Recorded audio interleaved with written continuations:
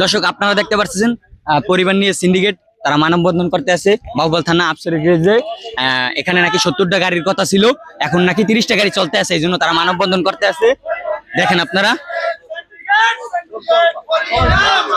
কেউই মানতে পারতেছে না যে গাড়ি কমিয়ে দেওয়া হয়েছে, এই জন্য যাত্রী নাকি মানে গাড়ি পাইতেছে না, তাদের যাতায়াত করতে অনেক কষ্ট হইতেছে। ঠিক আছে, এই জায়গায় টিকিট কাউন্টারে যে টিকিট কাটে সে সারাদিন বসে থাকে খাও, কারণ গাড়ি দিতে পারে না, যাত্রী থাকে অনেক, এই জন্য তারা মানববন্ধন করতে আসে। আপনারা দেখতে চোখ রাখুন, চাই যে আবারও 70টা গাড়ি ফেরত দেওয়া হোক।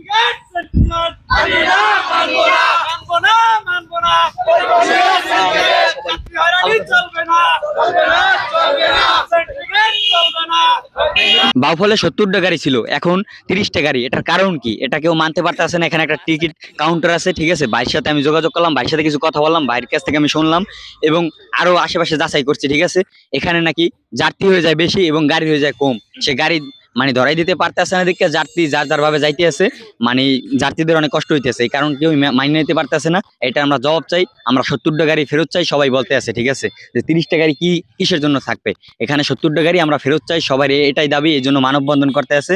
দর্শক আপনাদের সবার কাছে আমার প্রশ্ন, বাউফলে যারা আছেন, যে আপনারা কি গাড়ি মানে 70টা গাড়ি কি ফেরত চান নাকি 30টা গাড়ি থাকবে? আপনাদের মতামত কমেন্ট বক্সে বলে যাবেন। আমি দেখতে চাই যে আপনারা 70টা গাড়ি চান কিনা না নাকি চান না। ঠিক আছে, এটা আমি দেখতে চাই, সবাই কমেন্ট করবেন আর ভিডিওটা প্রচুর পরিমাণে শেয়ার করে দিবেন, যেন বাউফলের সবাই দেখতে পারে এবং তারা এই বিষয়টা জানতে পারে।